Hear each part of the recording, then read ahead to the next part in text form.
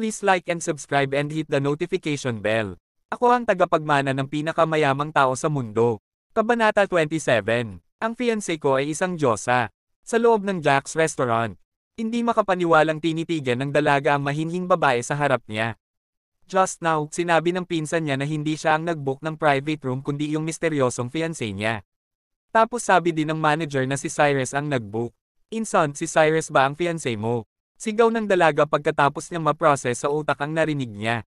Napasinghap pa siya at napatikip ng bibig niya. Imposible. A trace of helplessness flashed in the eyes of the beautiful woman. Kahit na hindi niya pa tuluyang nakikilala ang fiancé niya, bakit pumayag ang mga magulang niya na ipakasal siya sa isang ordinaryong lalaki na katulad ni Cyrus? Ang mga Suarez ay isa sa mga pinakakilalang pamilya sa syudad nila. At siya lang ang nag-iisang anak na babae. So how? At kung ipapakasal rin lang siya sa iba, dapat iyong galing din sa pamilyang ka-level nila, di ba? Let's go and see what's going on. Pagkaraan ng ilang sandaling pag-aalinlangan. Tinayla ng mas batang dalaga ang kamay ng pinsan niya at saka tumakbo pabalik sa private room nila. Sa pag-alis nilang dalawa at naiwang naguguluhan sina Kai at iba pang mga customers. Nalilito sila sa kung ano ang biglang nangyari, bakit si Cyrus, isang mahirap na tao, ay naging isang VIP customer ng restaurant sa isang iglap lang. Manager. Lumapit si Kai para sana magtanong. Pero hindi siya pinansin ni Manager Zamudio. Tinalikuran niya siya at umalis. Sa katunayan niyan, maswerte na si Kai na hindi siya ginantihan ng manager ngayon. Kung hindi lang sana sila nakisawsaw, hindi niya sana ma-offend si Cyrus kanina. For Manager Zamudio, there's nothing more ridiculous than hearing someone call the chairman of their restaurant a pauper. Hubby, anong meron doon kay Cyrus? Paano niya afford kumain dito? Nakakunot noong tanong ni Faye kay Kai. Baka may ginawa yang Cyrus na yan para malinlang ang manager. Pareho natin siyang kilala. Kahit na nanalo siya sa loto, siguro nagastos niya na halos nang napanalunan niya sa Grand Clear Hotel nung nakaraan. Wala na dapat siyang pera para kumain dito. Pabulong na single ni Kai. Kung ganun, ipaliwanag natin ang sitwasyon sa manager. Hindi pa rin mapakali si Faye dahil hindi niya napaalis dito si Cyrus. Siguro nakipagsabuatan yang si Cyrus sa manager. Useless din kahit nakausapin natin siya. Naiisip ulit ni Kai ang attitude ni Manager Zamudio sa kanya kanina. Hindi siya member ng restaurant kaya wala siyang karapatang magreklamo. It will just be for nothing then.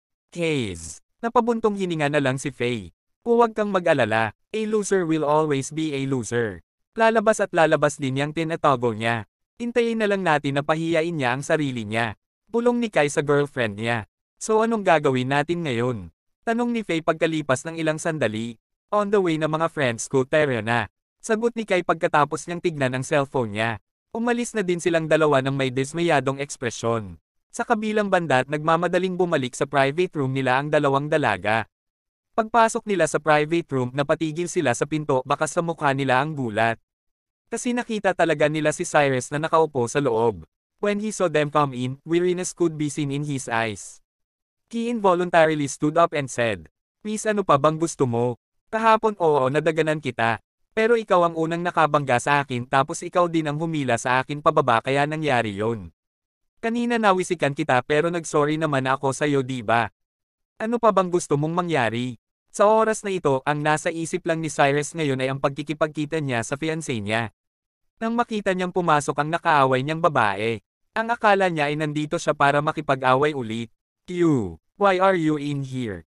Tanong ng babae nang saglit niya siyang tinitigin. "Ako ang nag-book dito so malamang nandito ako." Sagot niya nang matigilan siya saglit. "No, what I'm asking is what's your reason for being in here?" Tanong ng babae at gulat pa rin. "Di para kumain." Ayaw ni Cyrus na malaman ng babae na nandito siya para makipag-meet up sa fiancé niya kasi baka gumawa na naman siya ng eksena. "Are you here to meet someone?" At this time nagsalita ang kanina pang walang imak na babae. Napatigil sandali si Cyrus nang marinigang sinabi na maladyosang babae pagkatapos ay bahagyang tumango, "Oo, ganun na nga." "And is that person's name Margot Suarez?" Tanong pa ng babae habang humahakbang papunta sa kanya. "Paano? Paano mo nalaman?" Parang biglang nag-stop up ang utak ni Cyrus ngayon. Halata ang gulat sa mukha niya. Nang marinig ang kumpirmasyon niya, nagkatinginan na lang ang dalawang dalaga. Confirmed na nilang dalawa na si Cyrus nga talaga ang misteryosong fiancé. "Inson, siya, fiancé mo tong manyok na ta?" Pautaw-yutal na tanong ng dalaga kay Margox. Habang si Margox naman ay napangiti na lang ng mapait.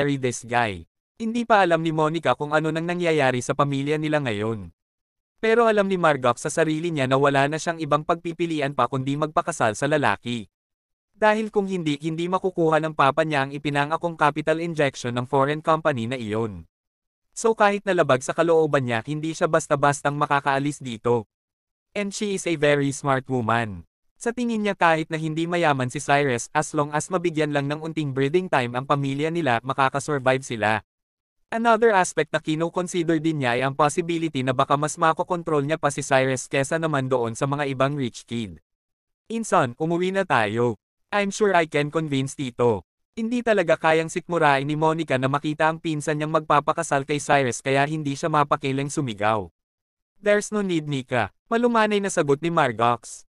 She elegantly sat down and pointed to the seat opposite her. Cyrus, maupo ka. Pagkatapos niyang mag-alinlangan saglit na upo na rin si Cyrus sa harap niya. Your full name is Cyrus de la Cruz, tama ba? She asked softly. Yes, that's right. Nakangiting tumango si Cyrus. Nang makita ni Margox na napakasaya niya, may bakas ng pagkamuhi sa mga mata niya. Pinagpatuloy niya ang pagtatanong, dapat alam mo na kung bakit ako nakipagkita sa iyo, di ba? Alam ko. He nodded gently because Jonathan had already briefed him about the Suarez family. Now that you know, I can agree to marry you. Nakatitig ang mapupungay niya mga mata kay Cyrus na para bang hindi man lang siya nag-aalinlangan ng sinabi niya ito. Hindi agad nakapagsalita si Cyrus kasi hindi niya inaasahan na papayag lang siya ng ganun-ganun lang. According sa nakalagay sa will, dapat mapakasalan niya si Margox within 2 years nang hindi sinasabi kung sino ba talaga siya. Kahit na ginamit ni Jonathan ang financial problem ng mga Suarez para mapilitan si Margox na pumayag sa engagement nila ni Cyrus, ginawa niya lang naman ito para magkaroon silang dalawa ng ugnayan. Hindi ito nangangahulugan na kailangang pakasalan ni Margox si Cyrus. At kahit sabihing payag siya, it doesn't have to be within 2 years. Kaya medyo memorable na pa din siya kung paano niya makukumbansi ang fiancé niya na pumayag sa pagpapakasal sa kanya kasi hindi niya naman pwedeng ilantad kung sino ba talaga siya. If he doesn't reveal his identity, he is only a poor man who picks up garbage. Kahit na ordinaryong babae, hindi papayag na magpakasal sa kanya. Paano pa kaya ang katulad ni Margox? So his surprise is really understandable. Hindi niya talaga inaasahan na sa unang pagkikita nila pumayag na agad siya. Inson, nababaliw ka na ba? Are you really agreeing to be with this P**********?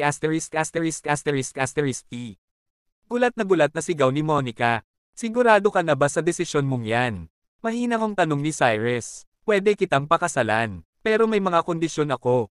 As long as you satisfy these conditions, we can have a wedding anytime. Mabagal na sabi ni Margox.